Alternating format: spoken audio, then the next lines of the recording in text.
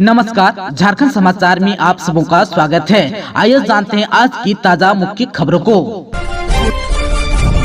2141 विकास योजनाओं के सीएम चंपई सोरेन ने दी सौगात, बोले झारखंड को बनाएंगे अव्वल। झारखंड के मुख्यमंत्री चंपई सोरेन ने पूर्वी सिंहभूम जिले के घाटशिला के माऊ भंडार में आयोजित कार्यक्रम में 2141 विकास योजनाओं की सौगात दी।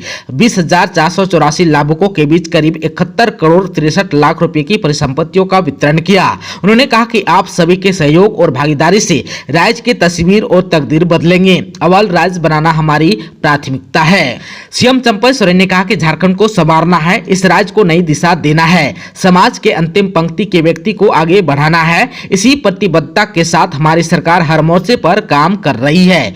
पूर्वी सिंहभूम जिले के घाटशिला स्थित माऊ भंडार में आयोजित विभिन्न योजनाओं के उद्घाटन, शिलान्यास एवं लाभुकों के बीच परिसंपत्ति वितरण समारोह में उन्होंने कहा कि सभी के सहयोग से झारखंड को अव्वल राज्य बनाएंगे।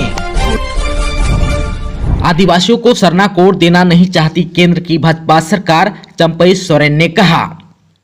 मुख्यमंत्री चंपई सोरेन ने कहा कि राज्य सरकार ने सरना धर्म कोड बनने की राह में आने वाली सारी बाधाओं को दूर कर दिया है। अब जो है सरना धर्म कोलम कोड का मामला केंद्र की भाजपा सरकार के पास है।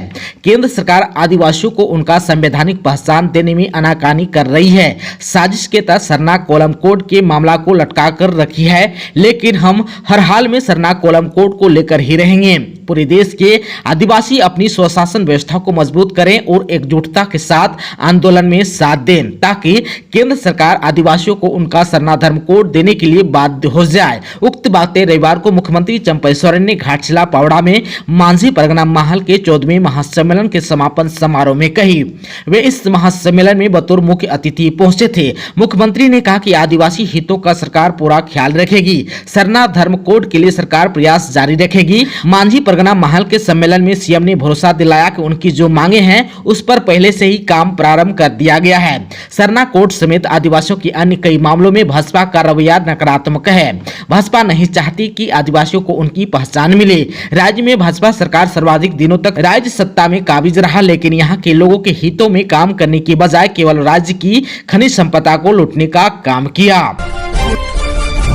केंद्र सरकार ने वन अधिकार नियम को शिथिल कर दिया, मुख्यमंत्री चंपई सोरेन ने कहा। मुख्यमंत्री चंपई सोरेन ने कहा कि केंद्र सरकार ने आदिवासी की जल, जंगल और जमीन में छेड़छाड़ करने के लिए वन अधिकार नियम को शिथिल कर दिया है। केंद्र सरकार मनमाने तरीके से काम कर रही है। आदिवासियों की गौरवमयी इतिहास को मिटाने का काम किया जा रहा है, जो बिल्कुल ही गलत है। उन्होंने कहा कि वन अधिकार और CNT-SPT एक्ट में किसी भी तरह की छेड़छाड़ को बर्दाश्त नहीं किया जाएगा। ऐसे किसी भी नियम या प्रावधान का विरोध होगा जिससे आदिवासी समुदाय के पारंपरिक व्यवस्था को खतरा पैदा हो। बुरुडीह डैम राष्ट्रीय पर्यटन स्थल के रूप में होगा विकसित, खुलेंगे आर्थिक समृद्धि के द्वार, घाटशिला में बोले सीएम चंपई सोरेन। झारखंड के मुख्यमंत्री चंपई सोरेन रविवार को पूर्वी सिंहभूम जिले के घाटशिला पहुंचे। उन्होंने बुरुडीह डैम को राष्ट्रीय पर्यटन स्थल के रूप में विकसित करने के उद्देश्य से क्षेत्र का भ्रमण भी किया। कार्यक्रम में लोगों को संबोधित करते हुए उन्होंने कहा कि बुरुडीह डैम को राष्ट्रीय पर्यटन स्थल के रूप में विकसित किया जाएगा। इससे न सिर्फ स्थानीय लोगों को रोजगार मिलेंगे, बल्कि इलाके में आर्थिक समृद्धि के द्वार खुलेंगे। वहीं घाटशिला को नई पहचान भी मिलेगी। मुख्यमंत्री चंपई सोरेन ने ग्रामीणों को संबोधित करते हुए और कहा कि हमारी सरकार राज्य के कई नए पर्यटन स्थलों को बढ़ावा देने के लिए प्रतिबद्ध है। झारखंड प्राकृतिक सुंदरता के दृष्टिकोण से आकर्षक राज्य है। यहाँ पर्यटन की प्रबल संभावनाएं हैं। यही कारण है कि हमारी सरकार राज्य में चिन्हित कई धार्मिक, आध्यात्मिक स्थलों सहित पहाड़, डैम, फॉल आदि आकर्षक जगहों को विकसित करने के उद्देश्य से कार्य योजना बना रही है। केंद्र पर हमलावर हुई झारखंड कांग्रेस, कहा युवाओं के भविष्य के साथ खिलवाड़ कर रही है एनडीए की सरकार। नीट यूजी 2024 पेपर लीक मामले में विपक्ष केंद्र सरकार पर हमलावर है। इसे लेकर झारखंड की सियासत भी गर्म है। राज्य की सत्ता में काबिज झारखंड कांग्रेस कमेटी उग्र रूप धारण किए हुए हैं। रविवार को रांची जिला कांग्रेस कमेटी के तत्वावधान में केंद्रीय शिक्षा मंत्री धर्मेंद्र प्रधान का पुतला दहन किया गया। इस दौरान पार्टी कार्यकर्ताओं और पदाधिकारियों ने केंद्र के खिलाफ जमकर नारेबाजी भी की। साथ ही उन्होंने पीएम मोदी से इस परीक्षा को अविलंब रद्द करने और शिक्षा मंत्री से इस्तीफा की मांग की है। मौके पर प्रदेश कांग्रेस अध्यक्ष राजेश ठाकुर ने कहा कि नेशनल टेस्टिंग एजेंसी डायरेक्टर को हटाकर एनडीए सरकार मामले को लिपापोती करने में लगी है। मामले की गंभीरता को देखते हुए केंद्रीय शिक्षा मंत्री धर्मेंद्र प्रधान को इस्तीफा देना चाहिए। देश में पिछले 5 सालों में 43 भर्ती परीक्षाओं में पेपर लीक हुई। भारत जैसी युवा देश में केंद्र की एनडीए सरकार युवाओं के भविष्य को अंधकारमय बनाने पर तुली हुई है। करोड़ों होनहार मेहनतकश छात्रों के साथ खिलवाड़ करना घोर नाइंसाफी है। वहीं राजेश ठाकुर ने आगे कहा कि पेपर लीक का सबसे बड़ा कारण बीजेपी का पूरे सिस्टम को अपने कब्जे करना है, इसलिए इसके तार भाजपा शासित राज्यों से जुड़े हुए हैं। जब तक सिस्टम दुरुस्त नहीं होगा पेपर लीक चलता रहेगा, लेकिन कांग्रेस पार्टी छात्रों के भविष्य के साथ खिलवाड़ नहीं होने देगी। पेपर लीक मामले में देश के शिक्षा मंत्री धर्मेंद्र प्रधान को जिम्मेदारी स्वीकार करते हुए अविलंब इस्तीफा देना चाहिए और नीट की परीक्षा रद्द करनी चाहिए। झारखंड में भ्रष्ट सरकार, जेल में है तत्कालीन सीएम और मंत्री। केंद्रीय मंत्री शिवराज सिंह चौहान बोले, राज्य में बनेगी कुशासन मुक्त सरकार। झारखंड बीजेपी के चुनाव प्रभारी और केंद्रीय कृषि मंत्री शिवराज सिंह चौहान ने राज्य सरकार पर जमकर निशाना साधा। उन्होंने कहा कि राज्य में भ्रष्ट सरकार है। तत्कालीन सीएम हेमंत सोरेन और एक मंत्री भ्रष्टाचार के आरोप में जेल में है। शिवराज सिंह चौहान ने रविवार को झारखंड बीजेपी के पदाधिकारियों के साथ बैठक की। बैठक में आगामी विधानसभा चुनाव को लेकर रणनीति तैयार की गई। इसके साथ ही बूथ स्तर पर संगठन को मजबूत करने पर विचार विमर्श भी किया गया। बैठक में प्रदेश अध्यक्ष बाबूलाल मरांडी के साथ साथ चुनाव सह प्रभारी और असम के सीएम हेमंत बिस्वा शर्मा भी उपस्थित थे। बैठक के बाद प्रेस कॉन्फ्रेंस को संबोधित करते हुए शिवराज सिंह चौहान ने कहा कि राज्य सरकार ने अपना कोई वायदा पूरा नहीं किया। महागठबंधन सरकार ने वादा किया था कि नौकरी नहीं देंगे तो बेरोजगारी भत्ता देंगे, लेकिन बेरोजगारी भत्ता भी नहीं दिया जा रहा है। झारखंड में बालू, कोयला और खनिज पदार्थ की लूट मची है। गो तस्करी, ट्रांसफर, पोस्टिंग का खेल चल रहा है। झारखंड तबाही की ओर चल रहा है, लेकिन इस तबाही से राज्य को बीजेपी बचाएगी। वहीं शिवराज सिंह चौहान ने आगे कहा कि आगामी विधानसभा चुनाव को लेकर पार्टी के पदाधिकारी और कार्यकर्ताओं ने तैयारी शुरू कर दी है। झारखंड में भारतीय जनता पार्टी की सरकार बनाएंगे और राज्य को कुशासन से मुक्त करेंगे, सुशासन लाएंगे। उन्होंने कहा कि झारखंड की पूरी टीम बाबूलाल मरांडी के नेतृत्व में काम करेगी। कार्यकर्ताओं में जीत को लेकर आत्मविश्वास भी दिख रहा है। गिरिडीह में कल्पना सोरेन ने प्रसिद्ध रामकथा वाचक मोरारी बापू का लिया आशीर्वाद। विधायक बनने के बाद पहली बार पहुंची है गांडे विधायक और झामुमो की नेत्री कल्पना सोरेन ने गिरिडीह में चल रही रामकथा में प्रसिद्ध कथावाचक मोरारी बापू का आशीर्वाद लिया। गिरिडीह के मधुबन में मोरारी बापू द्वारा 9 दिवसीय रामकथा किया गया था। 23 जून को समारोह का समापन में पहुंचकर कल्पना सोरेन ने मोरारी बापू का आशीर्वाद लिया। इस दौरान उनके साथ गिरिडीह के विधायक सुखदेव कुमार सोनू भी मौजूद रहे। झामुमो के नेता कल्पना सोरेन विधायक बनने के बाद पहली बार गांडे विधानसभा पहुंची। यहां उन्होंने अधिकारियों के साथ विकास योजनाओं की समीक्षा बैठक की। इस बैठक में गिरिडीह के विधायक सुखदेव कुमार सोनू, राज्यसभा सांसद डॉक्टर सरफराज अहमद, डीसी नमन प्रियस लकड़ा, डीडीसी दीपक दुबे, अपर समाहर्ता विजय सिंह बिरवा के अलावे कई अधिकारी भी मौजूद रहे। झारखंड में आज 24 से 28 जून तक कई जिलों में भारी बारिश के हैं आसार। जाने कहां पहुंची मानसून की हवा। झारखंड में मानसून का प्रवेश होने के साथ ही मौसम ने अपना तेवर दिखाना शुरू कर दिया। बीते 24 घंटे में कई जिलों में अच्छी बारिश भी हुई। सबसे अधिक वर्षा सिमडेगा जिला के कोलेबेरा में देखने को मिला। यहां 80 मिलीमीटर के आसपास बारिश हुई, जबकि गिरिडीह में 50 मिलीमीटर बारिश हुई। मौसम विभाग ने अनुमान लगाया है कि आज यानी कि 24 और 25 जून को राज्य के उत्तर पूर्वी भाग यानी कि जामताड़ा, देवघर, दुमका, पाकुड़, गोड्डा, साहेबगंज के कई इलाकों में भारी बारिश हो सकती है।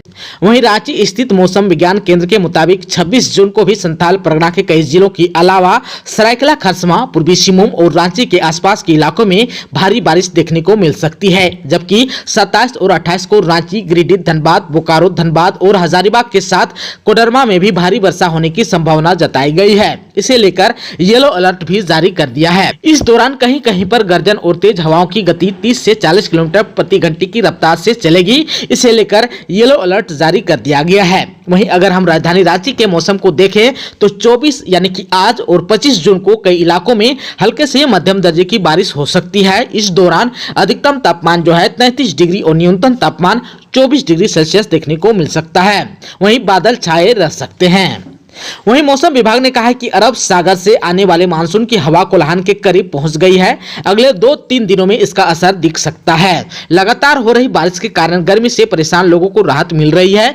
पलामू प्रमंडल के कुछ जिलों को छोड़कर शेष जिलों में अधिकतम तापमान जो है 40 डिग्री सेल्सियस से नीचे चल गया है। केवल डाल्टनगंज का अधिकतम तापमान जो है 40 डिग्री सेल्सियस के आसपास रिकॉर्ड किया गया।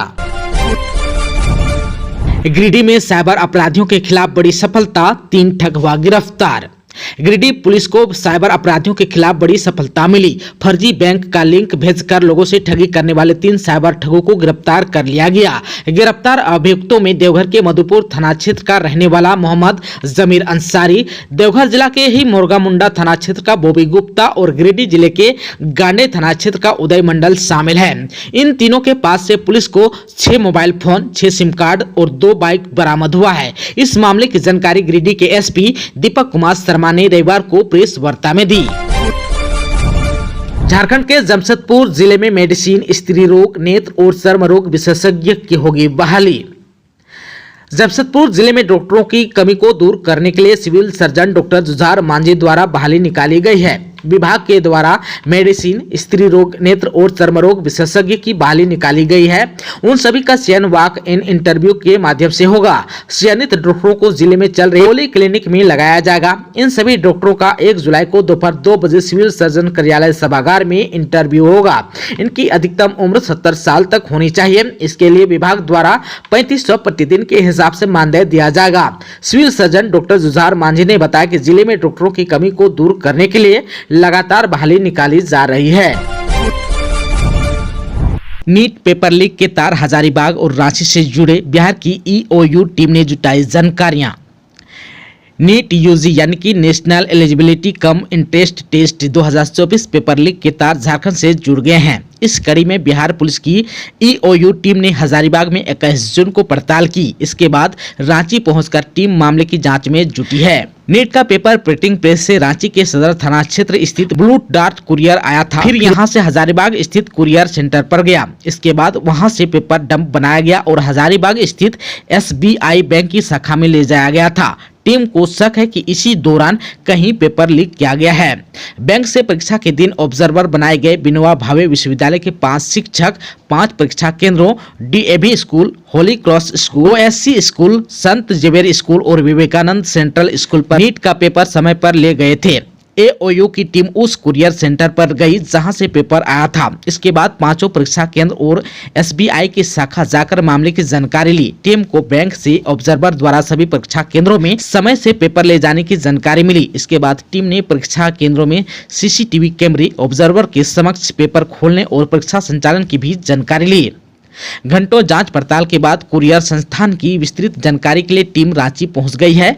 सूत्र बता रहा है कि हजारीबाग से भी एक व्यक्ति को हिरासत में लिया गया है, लेकिन जांच एजेंसी ने इस संबंध में कोई खुलासा नहीं किया। स्थानीय पुलिस भी कुछ भी कहने से बच रही है। रांची में ईओयू की टीम कुरियर सेंटर आई। इसके अलावा टीम को जानकारी मिली कि नीट पेपर लीक की अहम कड़ी नालंदा का संजीव मुखिया कांके थाना क्षेत्र में छिपा है। हालांकि टीम के वहां पहुंचने पर वह नहीं मिला है।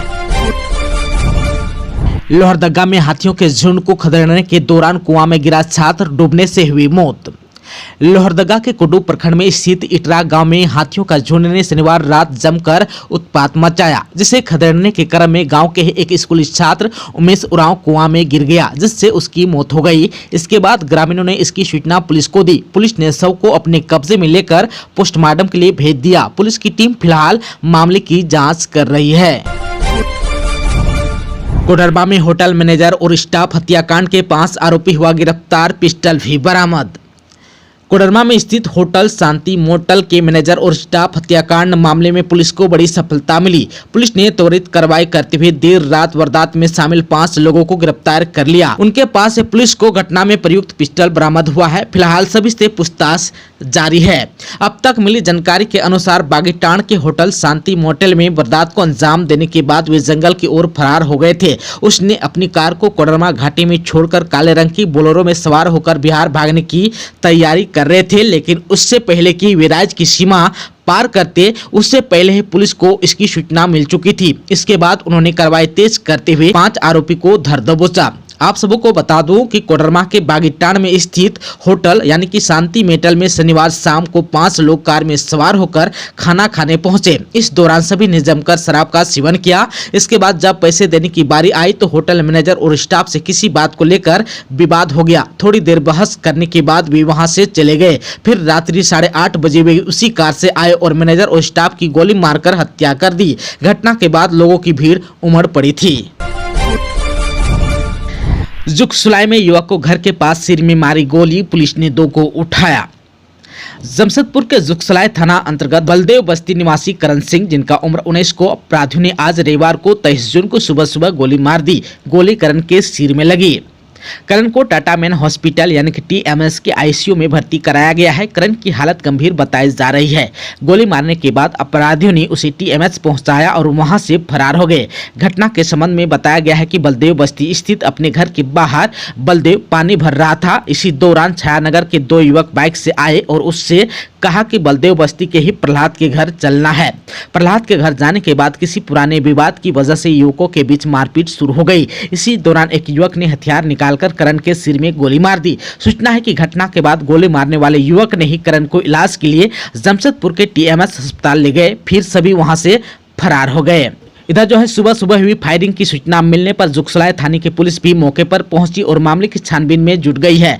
पुलिस ने इस मामले में 2 युवकों को हिरासत में लिया है। बगानपाड़ा की टीम ने 2 गोल से बाड़ू घुटू को किया पराजित। महेशपुर प्रखंड क्षेत्र के रोला ग्राम पंचायत अंतर्गत फुलोजानो क्लब घाट चौरा की ओर से बीते शनिवार को 4 दिवसीय फुटबॉल खेल का फाइनल मैच खेला गया। इसमें कुल 32 टीमों के बीच मुकाबला हुआ। फाइनल मैच का शुभारंभ मुख्य अतिथि के रूप में महेशपुर विधायक प्रोफेसर स्टीफन मरांडी द्वारा फुटबॉल में किक मारकर किया गया। खेल कमेटी के अध्यक्ष नरेश बास्की ने जानकारी देते हुए बताया कि फुलोजानो क्लब घाट चौरा की ओर से 4 दिवसीय फुटबॉल खेल का आयोजन किया गया। फुटबॉल खेल का फाइनल मैच बाड़ू घुटू और बगानपाड़ा की टीम के बीच हुआ। इसमें बाड़ू घुटू की टीम को बगानपाड़ा की टीम ने 2 गोल से पराजित कर खिताब अपने नाम कर लिया। वहीं इस प्रतियोगिता में विजेता टीम को 50,000 रुपए और उप विजेता टीम को 40,000 रुपए नगद देकर मुख्य अतिथियों के हाथों सम्मानित किया गया। साथ ही फुटबॉल खेल की महिला टीम शांतिनगर और चंपागढ़ के बीच हुआ। इसमें शांतिनगर की टीम ने चंपागढ़ को 1 गोल से पराजित किया। वहीं विजेता टीम को 10,000 रुपए एवं उप विजेता टीम को 5,000 रुपए नगद देकर पुरस्कृत किया गया। इस अवसर पर कुश्ती प्रतियोगिता का भी आयोजन किया गया। फाइनल मैच बबन यादव एवं सुशील हंसदा के बीच मुकाबला हुआ। बबन यादव ने सुशील हंसदा को पछाड़कर जीत दर्ज किया। वहीं मुख्य अतिथियों के हाथों विजेता को 30,000 रुपए एवं उप विजेता को 25,000 रुपए नगद देकर पुरस्कृत किया गया। मौके पर महेशपुर के विधायक प्रोफेसर स्टीफन मरांडी ने अपने संबोधन में खिलाड़ियों से कहा कि वे खेल को खेल भावना से खेलें। ऐसी प्रतियोगिता से गाँव के युवकों को आगे बढ़ने का मौका मिलता है। कोडरमा डबल मर्डर केस वारदात के 3 घंटे के अंदर 6 दबोचे गए। बिहार के हैं सभी आरोपी। झारखंड की कोडरमा पुलिस ने कोडरमा थाना क्षेत्र के बागीटान के पास शांति मोटल एंड फैमिली रेस्टोरेंट में गोली मारकर होटल मैनेजर व स्टाफ की हत्या मामले में 6 आरोपियों को पकड़ने में सफलता हासिल की। पुलिस ने घटना के 3 घंटे के अंदर नाकेबंदी कर इन्हें धर दबोचा और इनके पास से घटना में प्रयुक्त हथियार के अलावा कार व अन्य सामान भी बरामद किए। पकड़े गए सभी आरोपी बिहार के अलग अलग जगहों के रहने वाले। पुलिस को 2 अन्य आरोपियों की भी तलाश है। पुलिस अधीक्षक अनुदीप सिंह ने रविवार की शाम नवल साहिब थाने में प्रेस वार्ता कर दी। 15 लाख के इनामी माओवादी रीजनल कमांडर रविंद्र गंजू के घर चिपकाया इश्तिहार, कुर्की जब्ती की चेतावनी। गुमला पुलिस ने भाकपा माओवादी के रीजनल कमांडर रविंद्र गंजू के घर पर इश्तिहार चिपकाया और अदालत में सरेंडर करने को कहा। पुलिस ने परिजनों से कहा कि सरेंडर नहीं करने पर कुर्की जब्ती की कार्रवाई की जाएगी। रविंद्र गंजू 15 लाख का इनामी नक्सली है और लंबे समय से फरार चल रहा है। दोस्तों, अभी तक आपने चैनल को सब्सक्राइब नहीं किया है तो प्लीज चैनल को सब्सक्राइब कर बेल आइकन को प्रेस कर दीजिएगा ताकि खबरों का अपडेट आपको मिलता रहेगा। इसके साथ ही आज के खबरों में बस इतना ही। हमें दीजिए इजाजत। नमस्कार।